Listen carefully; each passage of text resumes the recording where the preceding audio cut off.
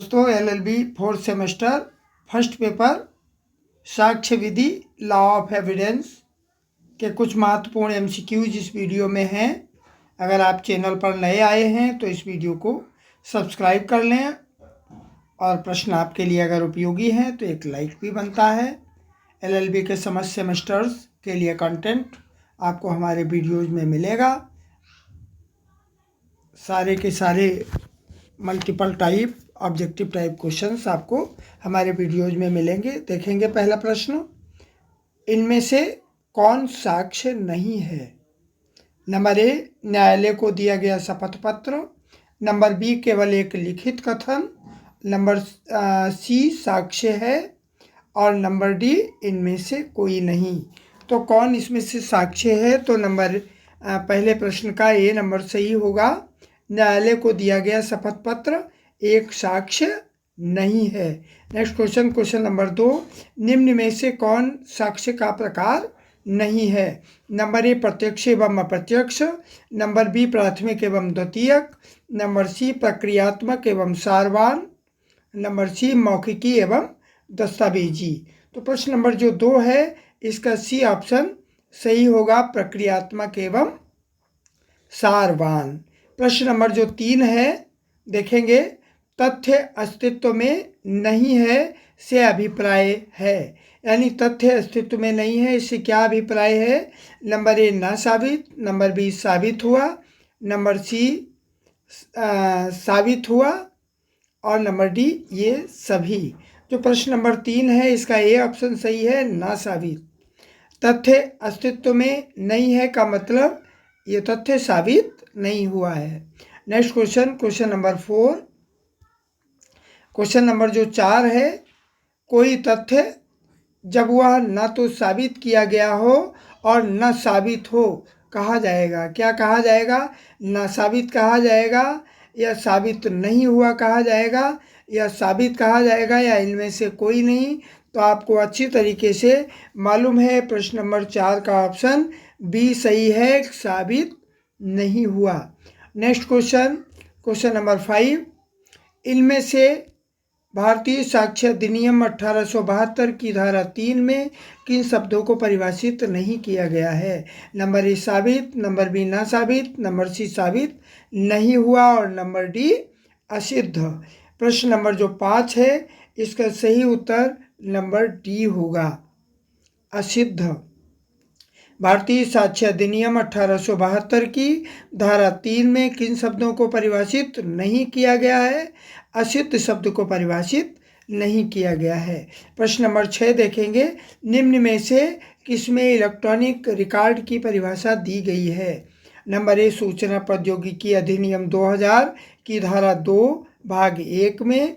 Number B, सूचना प्रौद्योगिकी अधिनियम धारा 2002 की धारा 2 में। नंबर सी, सूचना प्रौद्योगिकी अधिनियम धारा 2000 की धारा 3 में। और नंबर सी, सूचना प्रौद्योगिकी अधिनियम 2000 की धारा 4 में। प्रश्न नंबर जो 6 है इसका डी ऑप्शन हमारा सही है, सूचना प्रौद्योगिकी अधिनियम 2000 की धारा 4 में इलेक्ट्रॉनिक रिकॉर्ड की परिभाषा दी गई है। नेक्स्ट क्वेश्चन, क्वेश्चन नंबर 7 देखेंगे। प्रश्न नंबर 7, निम्न में से कौन सा पंचशील सिद्धांत से संबंधित वाद है? Number A, Rao Shiv Bahadur vs Vindhya Pradesh राज्य। Number B, Sharad Birdi Chand Sharda vs Maharashtra राज्य। Number C, Shankari Prasad vs Bharat संघ। और नंबर डी, उत्तर प्रदेश राज्य बीएस AK एंथोनी। प्रश्न नंबर जो 7 है इसका बी ऑप्शन बिल्कुल सही है, शरद बिरदी चंद शारदा बीएस महाराष्ट्र राज्य। इस प्रकार के प्रश्न 4-6 आपको परीक्षा में देखने को मिलेंगे, इसलिए इस प्रकार के प्रश्न अवश्य कंफर्म करिएगा।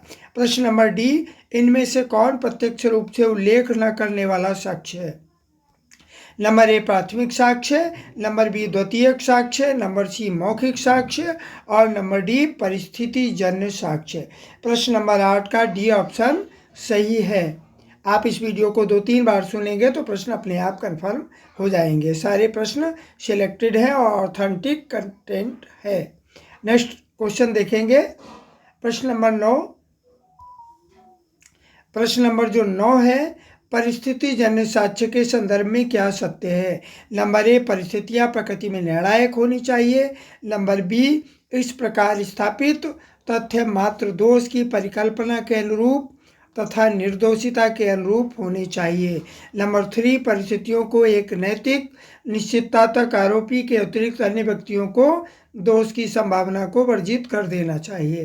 प्रश्न नंबर 4 देखेंगे, ऑप्शन नंबर 4, जिन परिस्थितियों के संदर्भ में निष्कर्ष निकाला जाता है उन्हें पूर्ण रूपेण सिद्ध होना चाहिए।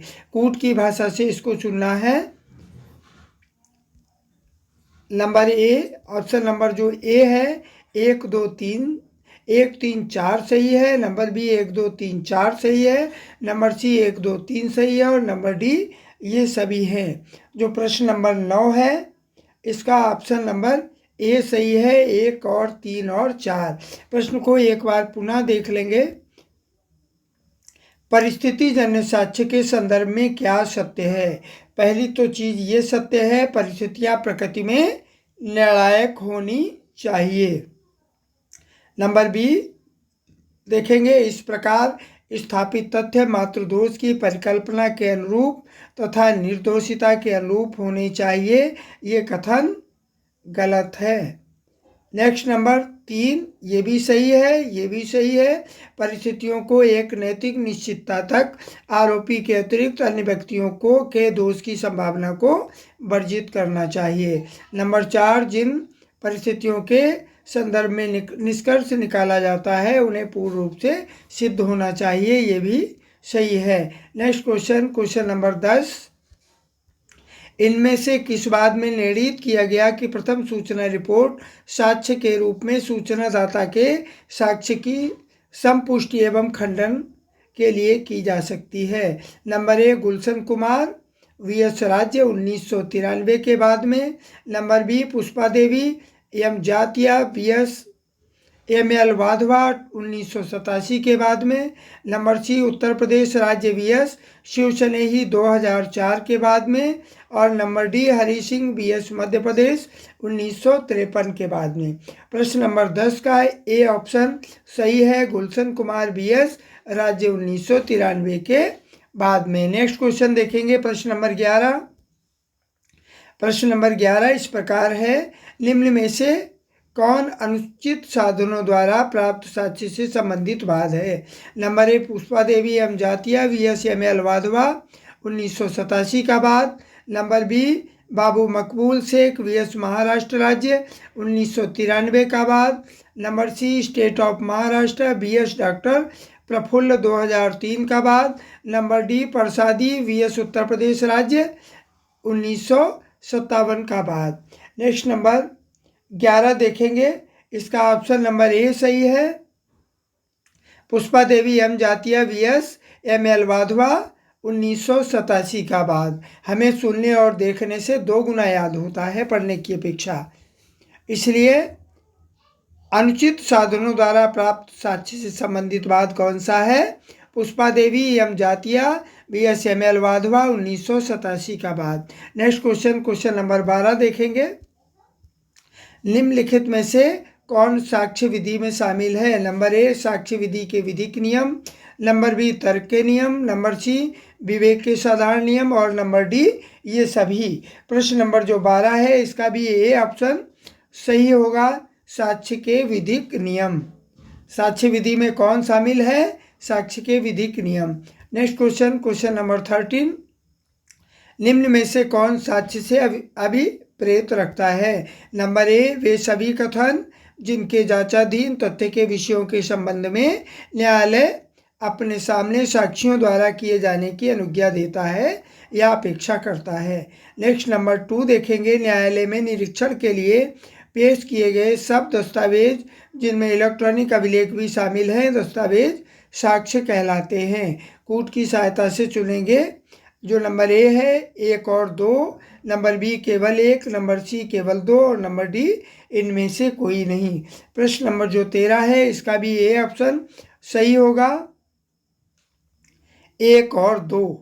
कौन साक्ष्य से अभिप्रेत रखता है? नंबर 1, वे सभी कथन जिनके जांचाधीन तथ्य के विषयों के संबंध में न्यायालय अपने सामने साक्षियों द्वारा किए जाने की अनुज्ञा देता है या अपेक्षा करता है। नंबर 2, न्यायालय में निरीक्षण के लिए पेश किए गए सब दस्तावेज जिनमें इलेक्ट्रॉनिक अभिलेख भी शामिल है दस्तावेज या साक्ष्य कहलाते हैं। नेक्स्ट क्वेश्चन नंबर 14, निम्नलिखित में से क्या साक्ष्य के अंतर्गत नहीं आता? नंबर ए, मूक साक्षी का बयान।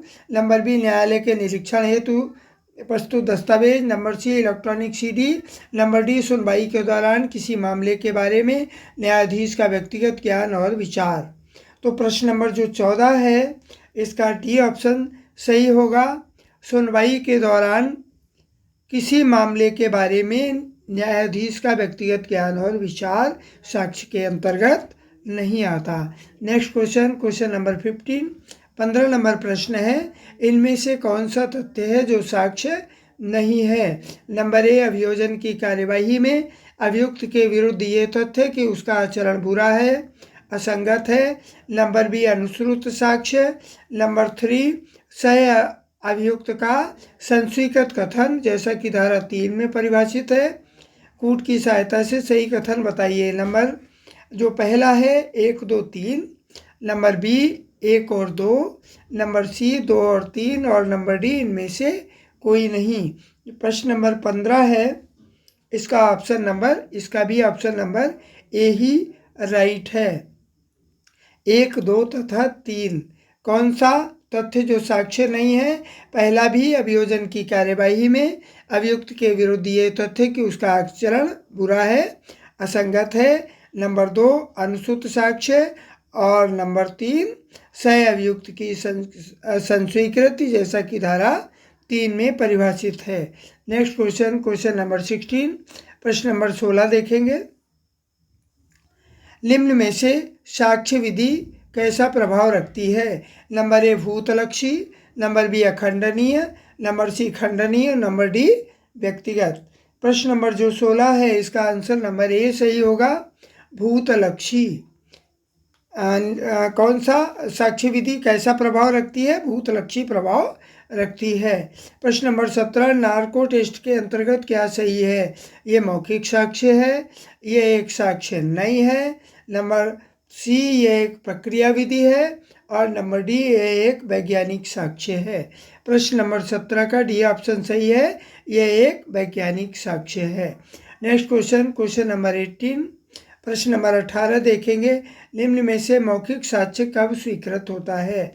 नंबर ए, ये कहीं भी दिया जा सकता है, चाहे न्यायालय में या अन्य स्थान पर। नंबर बी, जब ये विचारण एवं अनुसंधान दोनों में दिया जाए। नंबर सी, जब ये अनुसंधान में पुलिस अधिकारी के समक्ष दिया जाए। नंबर डी, जब ये न्यायालय के समक्ष दिया जाए। तो प्रश्न नंबर जो 18 है इसका डी ऑप्शन कतई सही है, केवल जब यह न्यायालय के समक्ष दिया जाए तभी मौखिक साक्ष्य स्वीकार होता है। प्रश्न नंबर 19, खोजी कुत्ते का साक्ष्य एक सामान्य प्रकार का साक्ष्य है तथा इसे भी संपुष्टि तथा विश्वसनीयता की अन्य कसौटी पर खरा उतरना चाहिए, जिन पर एक सामान्य साक्ष्य खरा उतरता है। न्यायालय में ये किसका वाद है? बाबू मकबूल शेख बनाम महाराष्ट्र राज्य के बाद में।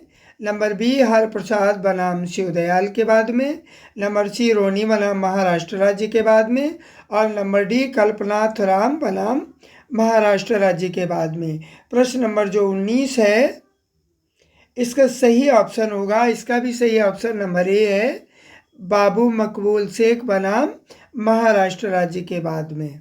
खोजी कुत्ते के साक्ष्य से संबंधित बात कौन सा है? बाबू मकबूल शेख बनाम महाराष्ट्र राज्य। नेक्स्ट क्वेश्चन नंबर 20, इनमें से किसमें भारतीय साक्ष्य अधिनियम लागू होता है? नंबर ए, केवल आपराधिक कार्यवाहियों में। नंबर बी, केवल सिविल कार्यवाहियों में।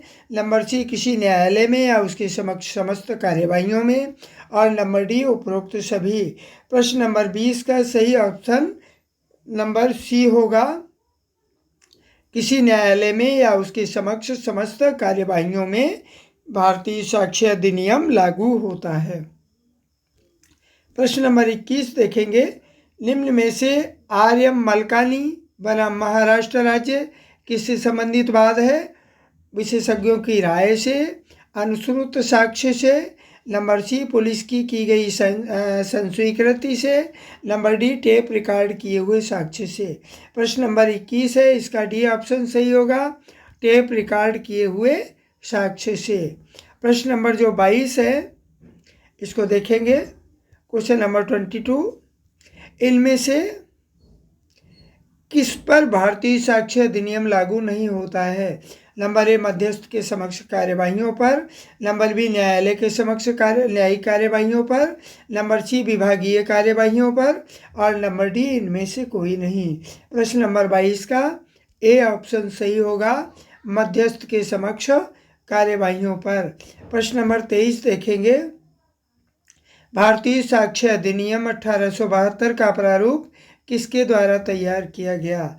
Number A sir James Stephens द्वारा, नंबर बी ऑस्टिन द्वारा, नंबर सी सामंड द्वारा, नंबर डी बेस्ट द्वारा। प्रश्न नंबर 23 का ए ऑप्शन सही होगा, सर जेम्स स्टीफेंस द्वारा। भारतीय साक्ष्य अधिनियम 1872 का प्रारूप किसके द्वारा तैयार किया गया? सर जेम्स स्टीफेंस द्वारा। नेक्स्ट क्वेश्चन, क्वेश्चन नंबर 24 देखेंगे। प्रश्न नंबर 24, सिविल प्रक्रिया दंडिता संशोधन अधिनियम 2002 के साक्षी के रूप में निम्न में से किसकी अनुमति देता है? नंबर ए कथन की, नंबर बी याचिका की, नंबर सी दस्तावेज की। जो प्रश्न नंबर 24 है इसका ऑप्शन नंबर डी सही है, हलफनामे की। इसमें नंबर डी जो प्रश्न है इसमें ऑप्शन है हलफनामे की, और यही ऑप्शन इसका सही है। सिविल प्रक्रिया संहिता संशोधन अधिनियम 2002 साक्ष्य के रूप में निम्न में से किसकी अनुमति देता है? हलफनामे की अनुमति देता है। बहुत ही महत्वपूर्ण प्रश्न है। सिविल प्रक्रिया संहिता संशोधन अधिनियम 2002 साक्ष्य के रूप में हलफनामे की अनुमति देता है। बाकी के प्रश्न आपको नेक्स्ट वीडियो में मिलेंगे। चैनल को सब्सक्राइब करिएगा, और जो भी आपको कंटेंट चाहिए आप कमेंट में बताइएगा, तो आपके कमेंट को पूरा करने का प्रयास किया जाएगा। जय हिंद।